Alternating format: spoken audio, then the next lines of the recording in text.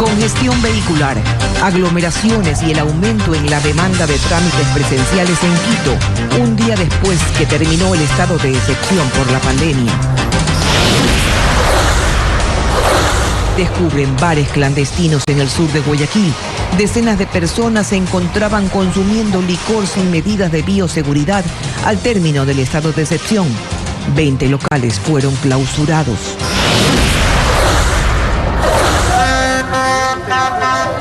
Estudiantes universitarios marchan en contra del recorte presupuestario para la educación superior. Los 3 policías grabados golpeando a una persona en el sur de Guayaquil, en la mira de asuntos internos de la institución. Los agentes alegan que fueron recibidos a piedras en el operativo. Las noticias en Televistazo con Tania Tinoco y Denise Molina.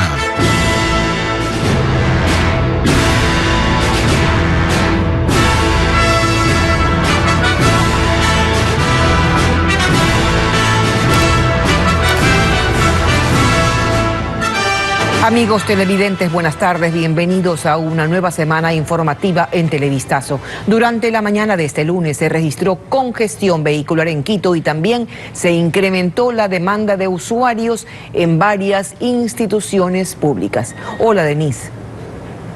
¿Qué tal, Tania? Amigos, buenas tardes. Andrea Báez nos cuenta que en las paradas del transporte público se registraron aglomeraciones desde muy temprano, pues hoy varias personas retomaron sus actividades laborales de forma presencial.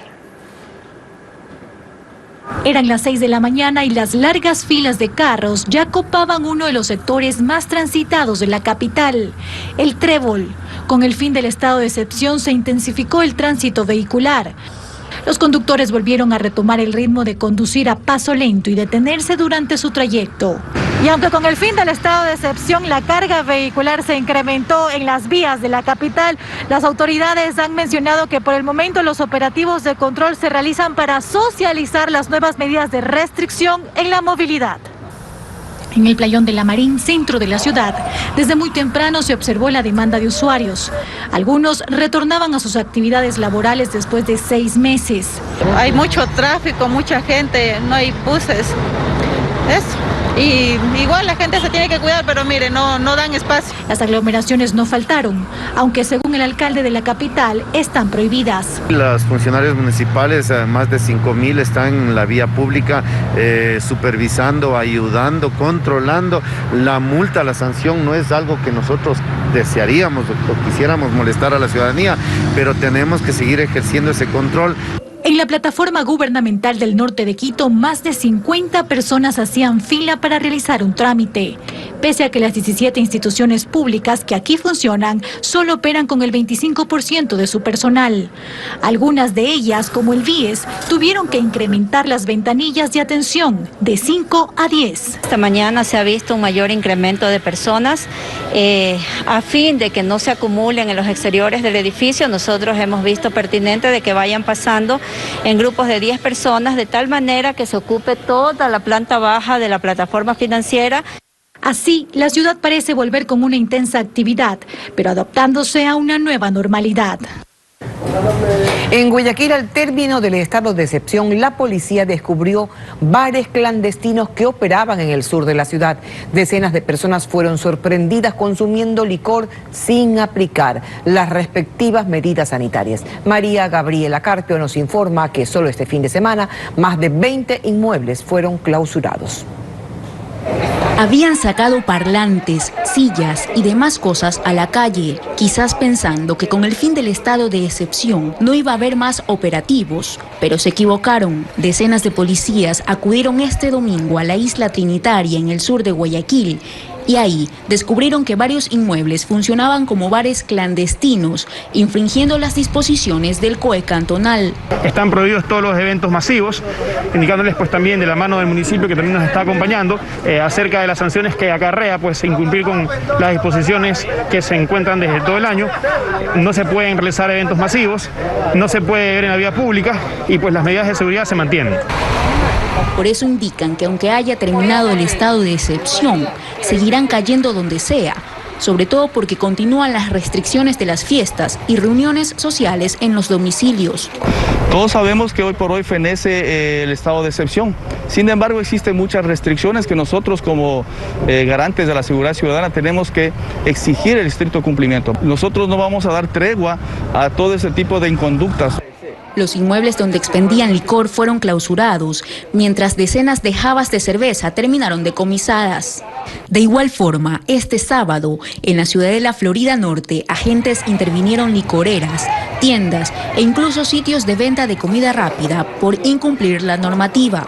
En medio del operativo, detectaron algo inusual en una barbería abierta fuera del horario establecido. Nos encontramos que esta peluquería se encontraban aproximadamente 7 hombres en la parte de adentro fumando marihuana. Igualmente, el local va a ser clausurado por incumplir medidas de bioseguridad. En lo que va del mes, más de 100 establecimientos han sido clausurados por diferentes motivos en Guayaquil, entre ellos el irrespeto a las medidas de bioseguridad. ¿Y qué opina la gente de la terminación del estado de excepción? Salimos a las calles a preguntarle si sabe lo que debe hacer. Carolina Mela también nos tiene los detalles de lo que ocurrirá ahora que terminó la restricción de tránsito y de reuniones. Después de 6 meses de vivir una pandemia, muchos ya saben lo que tienen que hacer para cuidarse de un posible contagio, ahora que ya no rige el estado de excepción. Yo creo que las medidas deben de seguir siendo las mismas. Tenemos que cuidarnos como nos estamos cuidando, así como estamos todos. Mascarilla, lavado de manos. Siempre usar la mascarilla, el frasquito de alcohol. El distanciamiento. Por supuesto, de ahí a que todos lo apliquen es diferente. Por eso la campaña de las autoridades es que la responsabilidad es de cada ciudadano. Que lo que termina es el estado de excepción, ¿no? La pandemia no termina. Lo que estamos tratando es de llegar a la comunidad con algo que se llama percepción de riesgo. Le explico por qué. En el Ecuador hay alrededor de 2.000 contagios nuevos por día, de los cuales el 35% afecta a personas mayores de 50 años, poniendo en riesgo sus vidas. Por eso algunos controles para mantener el orden estarán bajo los municipios y otros por el gobierno central, explica Juan Zapata, miembro del COE Nacional. Porque yo tengo que ser absolutamente claro, no existe un solo municipio en el país que tenga la capacidad operativa para enfrentar por sí solo la crisis sanitaria. Es decir, ellos requieren del apoyo del Estado, así como también las instituciones del Estado requieren del apoyo del municipio, por lo tanto hay que seguir trabajando en equipo. Por ejemplo, los operativos contra los escándalos públicos y libadores. Debe tener claro que el uso de la mascarilla es obligatoria en todo el país, según lo ordenó el COE Nacional desde abril. Y es más, le pidió a los 221 municipios emitir una resolución o una ordenanza para regular sanciones en caso de quien no lo cumpla. En los aeropuertos las medidas siguen siendo las mismas. Para ingresar al país se necesita una prueba PCR negativa. Guayaquil sigue manteniendo la restricción vehicular bajo el mismo sistema del COE Nacional de placa par e impar, mientras que Quito aplicó uno diferente que podría traer inconvenientes a los conductores que viajen entre ambas ciudades. En Quito, en octubre, el lunes va a circular la placa par. Pero en Guayaquil, que sigue manteniendo la vigencia del COE Nacional, va a estar vigente la placa impar. Por lo tanto, un ciudadano que salga de Quito a Guayaquil va a salir desde Quito autorizado su placa de vehículo y en Guayaquil ya no va a poder circular. Entonces, esos son los pedidos que hemos hecho, que a través de la AME se pueda generar una matriz unificada. Las carreteras que son de la red pública son de libre acceso, sin restricción de placa. Decenas de personas se movilizaron esta mañana en Quito en contra del recorte presupuestario universitario, los despidos masivos y la falta de pago a los docentes. Alex Ceballos estuvo en la masiva manifestación y nos preparó un informe.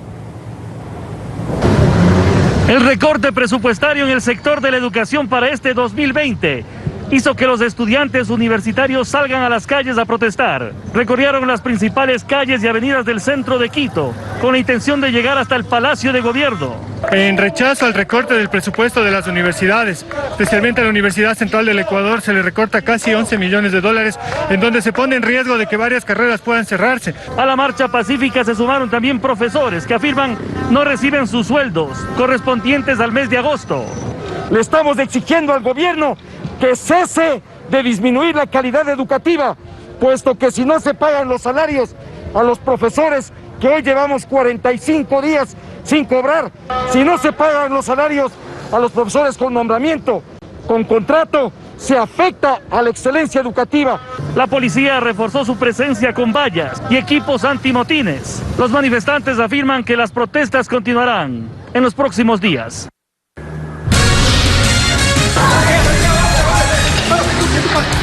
Vamos a una primera pausa. Al regresar, abren investigaciones contra los 3 policías que golpearon a un hombre en el sur de Guayaquil. Los uniformados argumentan que fueron recibidos a piedras en el operativo.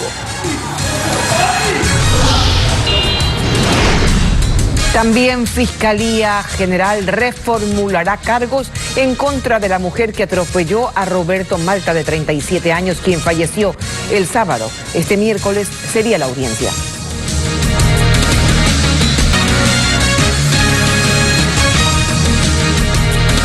Seguimos con más información. El Departamento de Asuntos Internos de la Policía investiga el procedimiento de un grupo de policías que fueron grabados golpeando a una persona durante un operativo realizado la madrugada del domingo.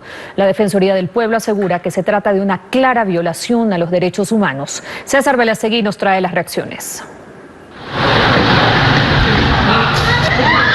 La actuación de estos 3 policías que golpearon a una persona que no puso resistencia ha generado cuestionamientos sobre el procedimiento que se aplicó durante un operativo en las calles Eloy Alfaro y Capitán Nájera, centro sur de Guayaquil, este fin de semana. Víctor Arauz, jefe zonal de la policía, explicó en qué contexto se dio este control, en el que uno de los agentes incluso disparó para obligar la detención de un vehículo. Además, por estos indicios, reconoció que pudo haber abuso de la fuerza policial. Se evidencia un mal procedimiento policial, se evidencia un exceso por parte de los servidores policiales, va a ser investigado. Hubo agresión a los policías, hubo agresión en este caso y destrucción a bienes del Estado. Las imágenes circularon por redes sociales y generó la reacción de la ministra de Gobierno, María Paula Romo, quien señaló que la Dirección de Asuntos Internos de la Policía ha iniciado la investigación sobre este hecho. La ley y los protocolos deben aplicarse con rigurosidad. Por su parte, la vicedefensora del pueblo, Zaida Rovira, anunció que pedirá explicaciones en torno al caso y dará seguimiento a la investigación interna. Este procedimiento constituye una violación de derechos. Además, podría investigarse incluso por vía penal, porque estamos viendo que disparan, abren fuego contra el vehículo y aparte agreden físicamente al ciudadano. Al momento, los uniformados cumplen acciones administrativas mientras se determina si actuaron de acuerdo a los procedimientos establecidos. Caso contrario, serán sancionados. Este miércoles la Fiscalía reformulará cargos contra la mujer que atropelló a Roberto Malta, de 37 años, quien falleció el sábado último luego de permanecer una semana en coma. La conductora del vehículo ya no será acusada de lesiones, sino de muerte culposa, mientras hoy sepultan los restos de la víctima. Diego Cuenca nos informa. En el Panteón Metropolitano de Guayaquil velan los restos de Roberto Malta, de 37 años, quien falleció la noche del sábado tras ser atropellado el pasado 5 de septiembre en el sector de Urdesa. Su padre, en medio del dolor, pide que el caso no quede en la impunidad. Yo estoy de acuerdo cuando una persona tiene un accidente como el de aquí, pero sin ingesta de alcohol. Ahí podría decir que no salió a matar, pero en este caso sí hubo ingesta de alcohol y en demasía. Los familiares y amigos de Roberto Malta le dan el último adiós, rechazando la decisión de la jueza que no dictó prisión preventiva contra la conductora Kenny Solange A., pese a que la fiscalía lo pidió. Yo sí busco justicia. Yo espero que mi hermano sea una voz para cambiar todo el sistema. Pedro Moreira es abogado de Heidi Borja, la jueza que tomó esa decisión, y explica por qué no dictaron prisión preventiva contra la presunta culpable del atropello. Si Fiscalía justificaba a la jueza que la señora procesada era reincidente o que tenía alguna situación en el extranjero que podía llevarla a que se fugue, por decirlo de alguna manera, supongo que la jueza hubiera actuado de otra forma. La conductora del vehículo implicada está con medidas sustitutivas, pero este miércoles tendrá que someterse a una audiencia de formulación de cargos. Ahora será acusada de muerte culposa por conducir en estado de embriaguez. Así lo dijo José Mazú, abogado de la familia del fallecido. Ya no se trata de un tema de lesiones, sino de muerte culposa por estado de embriaguez del conductor. ¿Cuántos años de prisión podría enfrentar? El código es claro en decir que es de entre 10 a 12 años. Por su parte, los abogados de la acusada se solidarizaron con la familia Malta y dicen que están dispuestos a demostrar que su defendida no estaba en estado etílico. Sabemos que no hay una indemnización que haga volver a la vida a Roberto.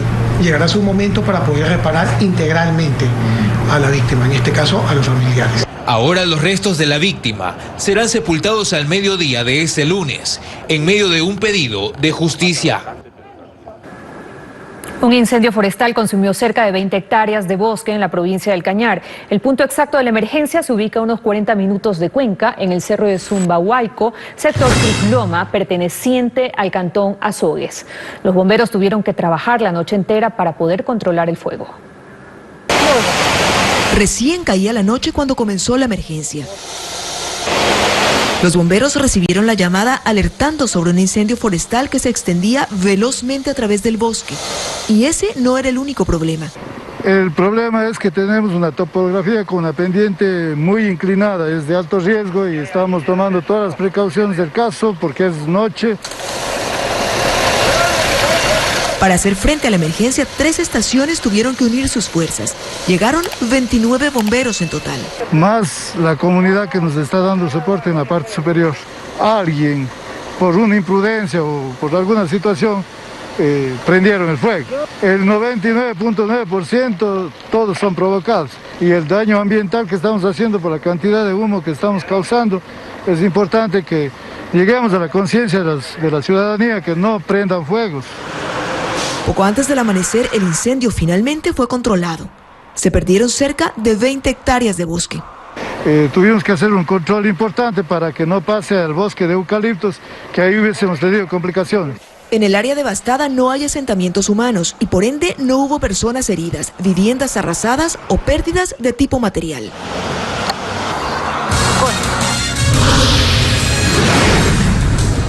Más adelante en Televistazo, más de 15.000 trabajadoras remuneradas del hogar fueron desafiliadas del IES durante los meses de pandemia en el país. Muchas de ellas fueron despedidas.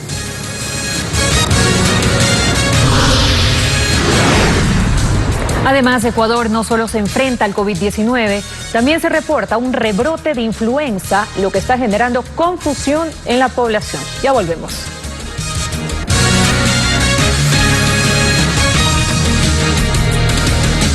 Seguimos informando, más de 15.000 personas que trabajaban en quehaceres domésticos se han desafiliado del IES, lo que incrementa las cifras de desempleo en el país. Decenas de madres viven una intensa crisis y piden ayuda. Carla Delgado con las historias. Silvia trabajó durante 10 años como empleada doméstica, lo que le permitía subsistir junto a sus 5 hijos. Sin embargo, con la llegada de la pandemia, sus jefes prescindieron de sus servicios. Me quedé sin trabajo y ha sido las cosas muy difíciles. No ha habido para los alimentos de mis hijos, los vecinos me han ayudado. Le dijeron que la llamarían pronto, pero han pasado 6 meses y continúa esperando. Mientras tanto, tuvo que desafiliarse del Seguro Social y ahora vive momentos de angustia. Pero ella no es la única. Según datos del IES, entre marzo y agosto de este año, 15.281 trabajadoras remuneradas del hogar o trabajadoras domésticas se desafiliaron del Seguro Social por la pérdida de empleo que se agudizó con la emergencia sanitaria. Leni Quiroz, secretaria general de la Unión Nacional de Trabajadoras del Hogar, asegura que a pretexto de la pandemia el sector sufrió una serie de vulneraciones. Se acogían a la ley humanitaria, entonces muchas compañeras fueron despedidas sin haber trabajado 10, 15, hasta 20 años, sin ninguna liquidación. La directora de la Fundación Observatorio Social del Ecuador, Margarita Velasco, asegura que ante estos atropellos el gobierno debería, entre otras cosas, modificar la ley de apoyo humanitario. Para exigir la protección de las trabajadoras remuneradas del hogar como trabajadoras esenciales en el contexto de la pandemia y fortalecer el acceso a la defensa gratuita de muchas de ellas que tendrán que poner demandas a sus empleadores por varias situaciones. Hasta diciembre de 2019 en el país estuvieron afiliadas más de 93.000 trabajadoras remuneradas del hogar. Además del coronavirus, Ecuador vive un pico de contagios de influenza que puede ocasionar confusión en los ciudadanos. Prevenir y mantener el distanciamiento físico puede ayudar a minimizar el riesgo, más cuando en el país no está vigente la campaña de vacunación. Hernán Higuera nos informa de la preocupación que existe. Relajarse y dejar de prevenir podría ser un error fatal. Muchas personas ya no usan mascarillas sin saber que a más del COVID-19 hay otras enfermedades contagiosas de las vías respiratorias, como el virus de influenza estacional, cuyo pico de aparición está precisamente entre estos últimos meses del año. Por tanto, pues estamos dejando de lado a ciertas enfermedades respiratorias crónicas o agudas o estacionales, en este caso la influenza, que también puede provocar síntomas parecidos. Lo más grave es que cuando el COVID presenta síntomas, poco se diferencia de la influenza, cuyas formas de contagio son similares. Se transmite de persona a persona, se contagia al estornudar, toser o al hablar. Se contagia por tocar superficies contaminadas y presenta fiebres superiores a los 38 grados, dolor de garganta y dificultad respiratoria. La población entonces se puede enfrentar a eventos de confusión. En un paciente nadie puede decir esto es un COVID o se trata de una influenza si no tiene primero en estas circunstancias sería el PCR, ¿no? En el caso de que el PCR salga negativo y que probablemente sea un paciente vulnerable que esté en condiciones graves, tendríamos que hacer obligatoriamente la prueba de la influenza, incluida la prueba de la H1N1. La diferencia entre COVID e influenza está en que el paciente con COVID pierde el olfato y el gusto. Con influenza no ocurre.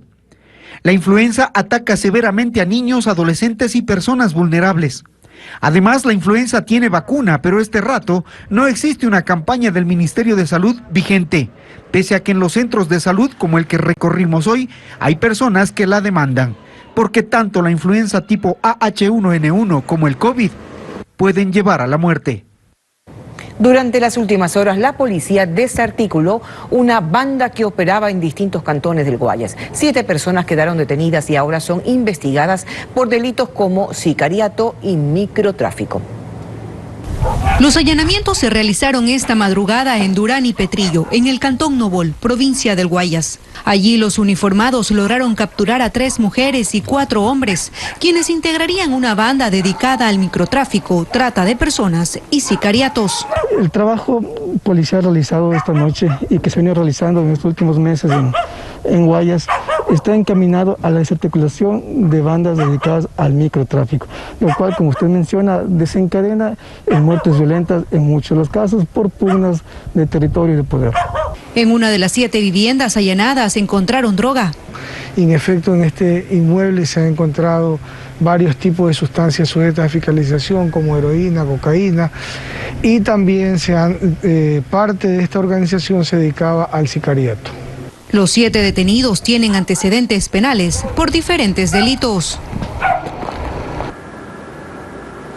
Un hombre de la tercera edad murió ahogado en su intento por cruzar la frontera entre Ecuador y Colombia. Su cuerpo fue encontrado en las orillas del río Carchi. Nuestra corresponsal Paola Andrade nos menciona que ya son 4 las personas que han fallecido tratando de cruzar la frontera norte. El cruce ilegal de la frontera entre Ecuador y Colombia por el río Carchi cobra una nueva víctima. Esta vez, quienes transitan por estos pasos se percataron de que en las orillas del río había un cadáver. Las unidades de rescate acudieron a la zona y verificaron que se trataba de un hombre de aproximadamente 65 años. Según versiones de la policía, el peso del equipaje pudo provocar que pierda estabilidad mientras cruzaba el río. Junto a esta persona se encontró pues una mochila con una cobija y que se cree que producto de esto pues se habría producido el ahogamiento de esta persona. Desde que inició la emergencia sanitaria en marzo pasado, el Cuerpo de Bomberos de Tulcán e Ipiales contabilizan 12 rescates de personas que quedaron atrapadas en el río y que lograron aferrarse a rocas y ramas en su intento por cruzar ilegalmente la frontera, pero hay quienes no lo logran. Son 4 personas, 3 personas que han sido aquí en el límite, cruzando ahí el río, y una persona que hasta el momento no ha sido posible la extracción del cuerpo, se desconoce su ubicación. Para quienes buscan cruzar a Colombia por Rumichaca, el río Carchi es un paso obligado. Entre ellos están migrantes, comerciantes informales y los denominados trocheros, que son quienes cruzan el río con equipajes y productos, arriesgando sus vidas por unos cuantos dólares. La verdad, aquí corrimos mucho riesgo, en verdad, para nosotros ganarnos un centavo para llevar a nuestras casas. En la frontera norte hay cerca de 40 pasos informales que conectan Tulcán con Ipiales y que con frecuencia son usados para cruzar ilegalmente. Seguimos informando. En el nuevo concurso de frecuencias de radios que lleva a cabo la Arcotel, el empresario mexicano Ángel González participa para consolidar el manejo de más de 20 frecuencias en el país. Lo hace pese a que esa misma razón motivó a que el concurso de 2016 sea declarado nulo. Francisco Garcés recogió los datos oficiales y nos cuenta. El proceso para entregar 3.096 frecuencias de radio FM entró en su segunda etapa con el análisis de las propuestas de 621 interesados. Entre las postulaciones están varias firmas relacionadas con el empresario mexicano Ángel González. Él es dueño de un emporio de 120 medios en 15 países de América y ahora intenta consolidar su grupo con 9 frecuencias matrices de radio FM y 19 repetidoras en las principales provincias del país.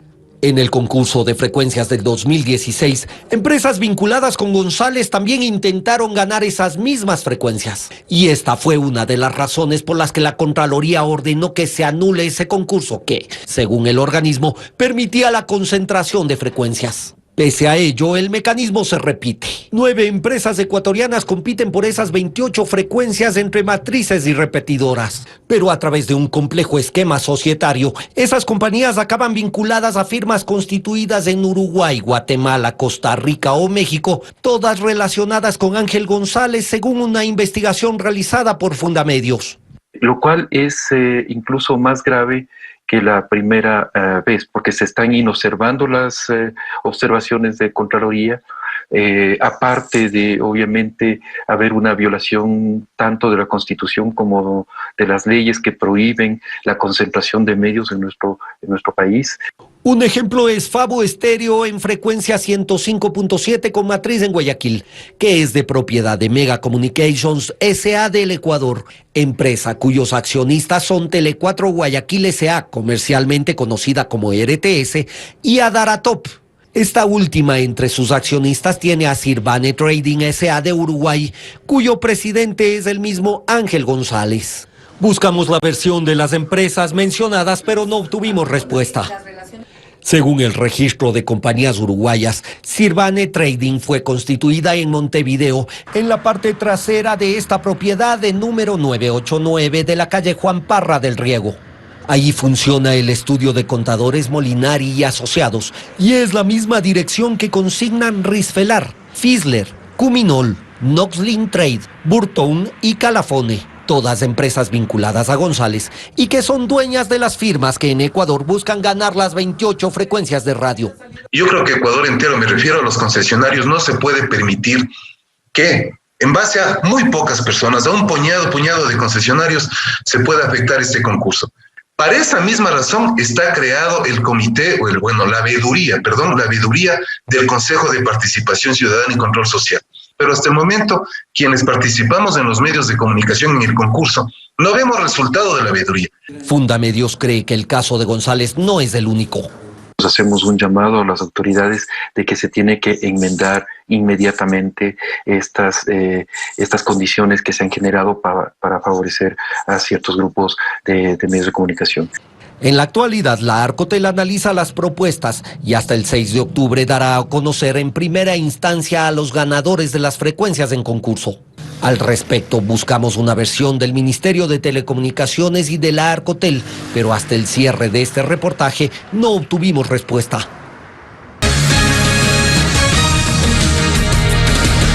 Continuamos. Cárcel y hasta multas económicas podrían ser las sanciones a quienes incumplan con las medidas de bioseguridad en Guayaquil. El municipio analiza una normativa para contrarrestar la indisciplina ciudadana, mientras que el comandante zonal de la policía pide que se reactive la ordenanza que prohíbe la circulación de 2 hombres en moto. Merlin Ochoa con el informe. En el salón de la ciudad estaban las máximas autoridades en temas de seguridad y control del orden público. Allí la alcaldesa de Guayaquil informó que se buscan mecanismos que permitan sancionar de forma más contundente el desorden ciudadano. La medida será aprobada antes de que culmine el mes de septiembre. Nadie con una botella de alcohol, nadie libando, pues la persona que desobedece a través de ordenanza que la vamos a reformar será multada y buscaremos que pase por lo menos 2 días encerrada. Eso va a ayudar a la Policía Nacional a que no tenga que estar correteando a los bebedores, que mientras ellos bailan, los otros se mueren. Por su parte, el comandante zonal de la policía solicitó a la alcaldesa de la ciudad que se reactive la ordenanza municipal que prohibía la circulación de 2 hombres en moto desde las 7 de la noche hasta las 4 de la madrugada. Esta disposición, tras la emergencia sanitaria, está suspendida. Muchos de los asaltos, muchos de los delitos y sobre todo asesinatos tipo sicariato se cometían en motocicletas ocupadas por 2 personas. Esta restricción va de alguna manera a limitar y va a ayudar a nuestro trabajo. Y pese a que en Ecuador concluyó el estado de excepción, en Guayaquil se mantienen algunas medidas como la circulación vehicular en función del último dígito de placa de lunes a sábado. Los domingos la circulación vehicular no tendrá restricciones. El aforo para locales comerciales y restaurantes será del 75%. Hoteles y salones de eventos podrán organizar reuniones con el 30% de aforo. Y para controlar que esto se cumpla, se dio a conocer la segunda fase del Plan Más Seguridad, en el que se desarrollarán operativos conjuntos entre la Policía Nacional y el municipio de Guayaquil, además de la implementación de una nueva central de llamadas y respuestas inmediatas. Una central que tuvo un valor aproximado de $7 millones. Recalcan que continúa el riesgo de contagio y más allá de las restricciones, el autocuidado es indispensable para evitar un rebrote de la enfermedad. Y para despedir les dejamos una noticia positiva. Se cumplió el sueño del pequeño Jefferson Lucas, quien con su ingenio diseñó su propia batería con materiales reciclados. Pero personas solidarias le obsequiaron instrumentos musicales verdaderos y nuevos. E incluso ahora empezará clases virtuales de percusión. La historia de Jefferson conmovió a muchos. En el portal de su casa en Charapotó de Manabí, este pequeño usaba tachos, latas y restos mecánicos para simular una batería y así ponerle ritmo a su repertorio musical. El 8 de septiembre cumplió 11 años. Pidió de deseo tener una batería de verdad y gracias a la solidaridad de algunas personas e instituciones, ese sueño fue cumplido y hasta multiplicado. Recibió una batería infantil, una eléctrica y 2 clásicas. Ahora se turna para tocarlas bajo una carpa que también le donaron. Esta aquí para recibir las clases, la otra para irme a otros lugares a tocar. La de acá para practicar. A la iniciativa de ayudar al pequeño se sumó el músico ecuatoriano Diego Miño, quien tras gestionar uno de los instrumentos le ofreció enseñarle técnicas de percusión en línea. Y que él va a recibir cada semana sus clases de batería para que él se convierta en un baterista profesional. Su familia está agradecida. Feliz de que ha venido tanta ayuda para mi niño, cosas muy buenas. Gracias a las personas de mucho corazón, de caridad, que se han hecho presentes con granito de arena. Porque lo vamos a llevar adelante, lo vamos a seguir, que siga hasta el último fin de él, hasta que sea un profesional, señorita. Así, el pequeño que nos enseñó que todo es posible usando la imaginación, dice que su creación, la que lo sacó del anonimato, será su principal reliquia. La voy a poner en una vitrina ahí para que diga mi primer batería. Y aunque ya cambió de instrumento, lo que seguirá igual es su alegría y por supuesto sus ganas de seguir amenizando con su música las tardes en Charapotó. Lo maravilloso de los sueños es que pueden cumplirse. Un abrazo. Estamos despidiendo así, Tania, con este reportaje. Más noticias en Televistazo a las 19 horas. Una excelente tarde.